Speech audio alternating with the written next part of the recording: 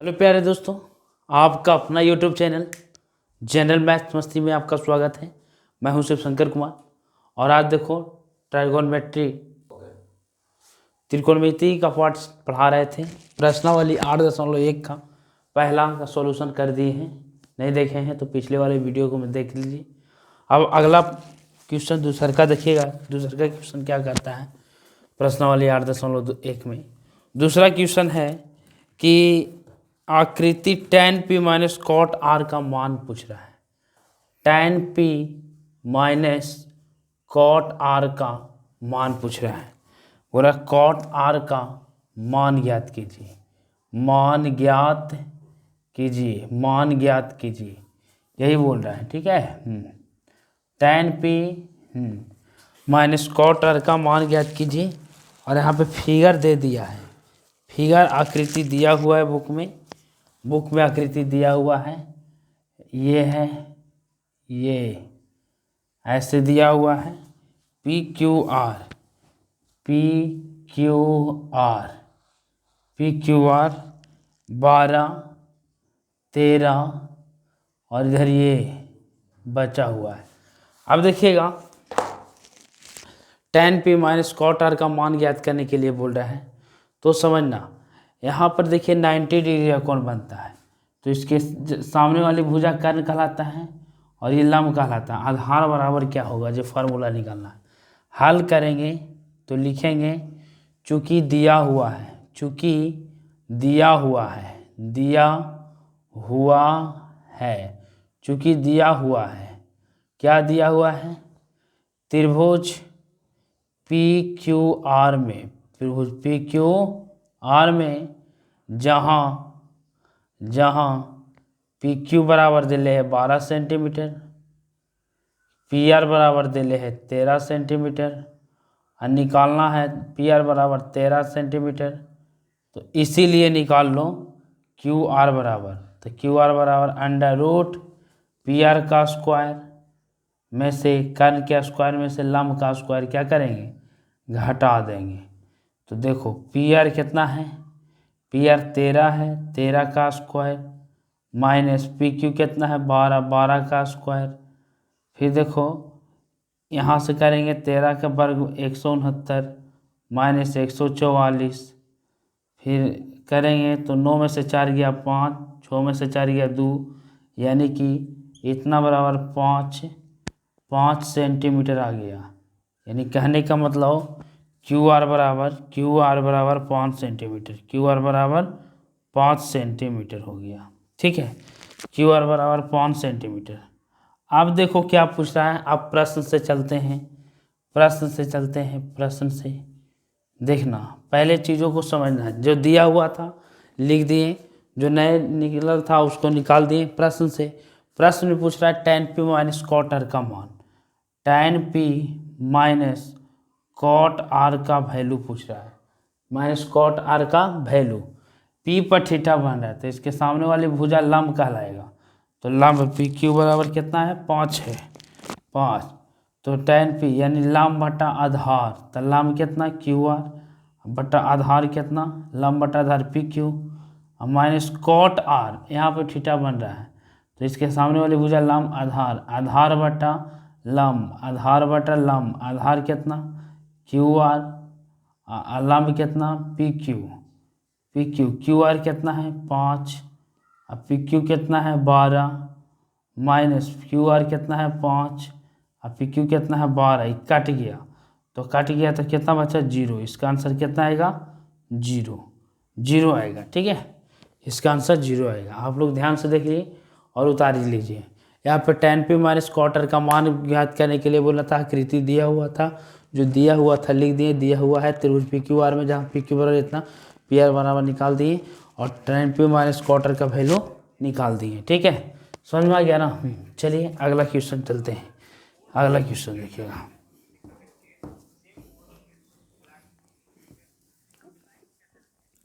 तीसरा क्वेश्चन देखिएगा क्या बोल रहा है।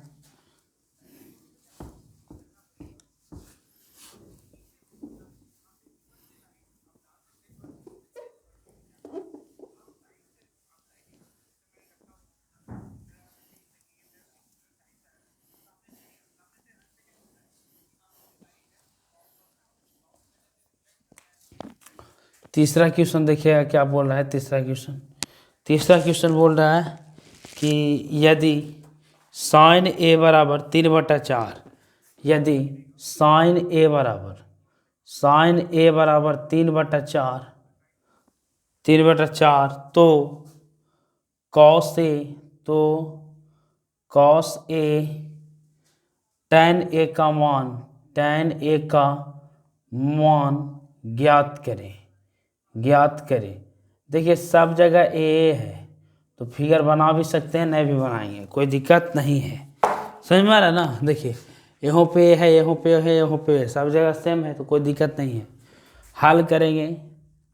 हल करेंगे चूँकि साइन ए बराबर दिया हुआ है 3/4, तो साइन थीटा बराबर होता है लंब बटा कर्ण, तो लंब p/h हो गया 3/4। ठीक है, तो यहाँ से निकाल देते हैं आधार बराबर, तो अंडर रूट कर्ण का स्क्वायर माइनस लंब का स्क्वायर। कर्ण का स्क्वायर कितना है 4 का स्क्वायर माइनस 3 का स्क्वायर। 4 का स्क्वायर कितना 16, 3 का स्क्वायर 9, 16 में से 9 गया कितना बचा 9 6 15 7 √7, यानी कि b बराबर कितना आ गया √7। b बराबर √7 आ गया। तो कॉस ए tan ए का वैल्यू पूछ रहा है। कॉस ए tan ए का वैल्यू, कॉस ए आधार बटा कर्ण होता है। आधार कितना है b कितना है √7 बटा कर्ण कितना है 4। और फिर tan ए का वैल्यू होता है लंब बटा आधार p/b। लंब कितना है, लंब 3 है, और b कितना है b √7 है 3/√7। ये हो गया आपका आंसर। ठीक है, समझ में आ गया। ये तीसरा क्वेश्चन का सॉल्यूशन है। चलिए देखते हैं अगला। ये समझ में आ गया ना। साइन ए बराबर 3/4 था तो लंब बटा कर्ण होता है साइन थीटा बराबर, तो आधार निकाल दिए, आधार निकल गया। कॉस ए का पूछ रहा था, कॉस ए का निकाल दिया, आधार बटा कर्ण, tan ए लंब बटा आधार निकल गया। चलिए अगला क्वेश्चन देखते हैं। ये तीसरा क्वेश्चन हो गया। चौथा क्वेश्चन देखते हैं। चौथा क्वेश्चन क्या बोल रहा है जो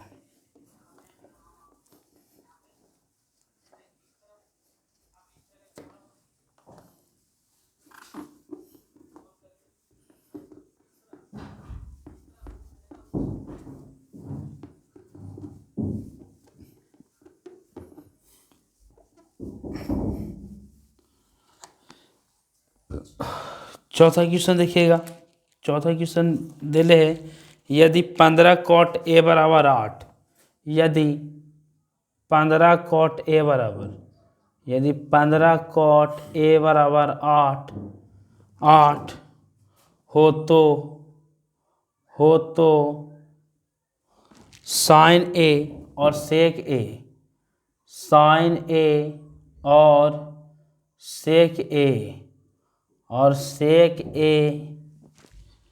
का मान ज्ञात कीजिए। का मान ज्ञात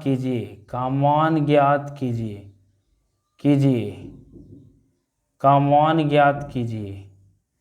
समझ रहे हैं बात को। यहाँ पे क्या है, यहाँ पे है कि 15 cot a बराबर 8, तो साइन ए और सेक ए का मान ज्ञात कीजिए। हल करेंगे, लिखेंगे चूँकि 15 cot a बराबर 8, तो इसीलिए cot a बराबर 8/15, तो cot a बराबर आधार बटा क्या होता है, आधार बटा लंब होता है, तो इसीलिए कर्ण बराबर अंडर रूट लंब का स्क्वायर जोड़ आधार का स्क्वायर। लंब कितना 15 था, 15 का स्क्वायर कर दिए, और जोड़ आधार कितना है 8, तो 8 का स्क्वायर कर दिए।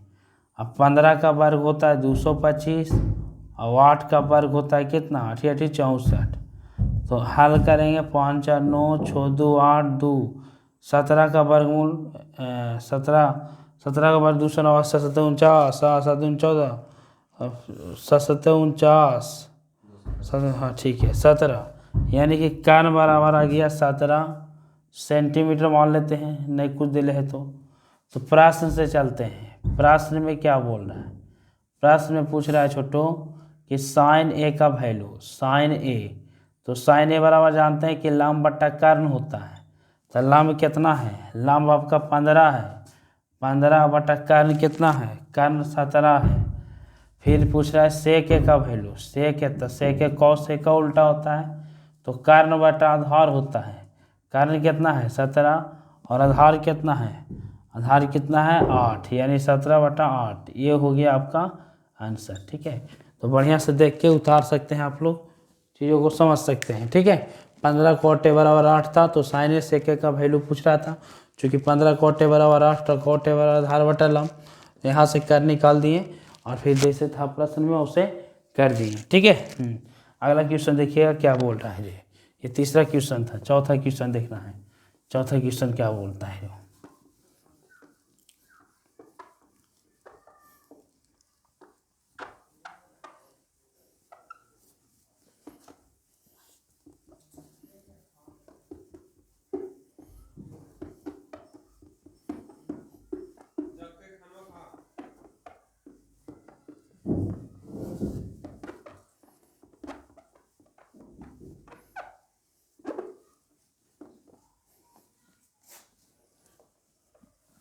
चौथा क्वेश्चन देखिएगा क्या बोल रहा है।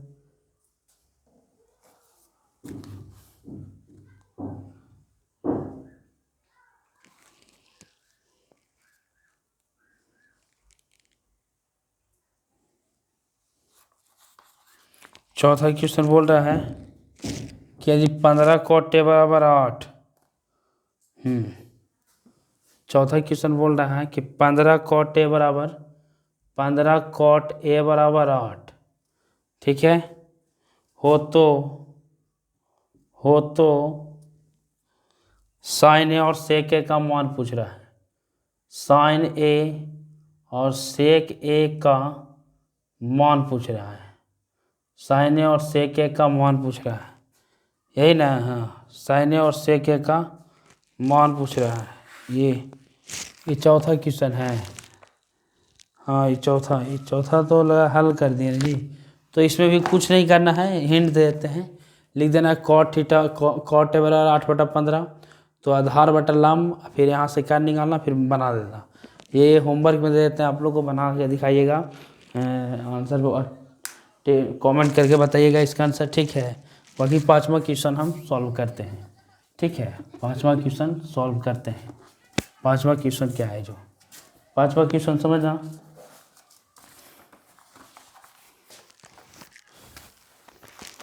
पाँचवा क्वेश्चन क्या बोल रहा है। पाँचवा क्वेश्चन बोल रहा है कि यदि सेक थीटा बराबर 13/12 हो तो अन्य सभी त्रिकोणमितीय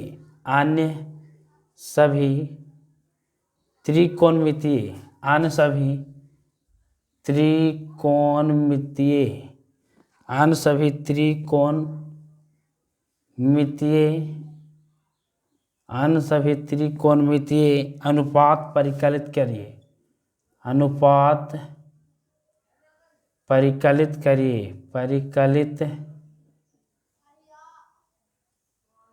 करें।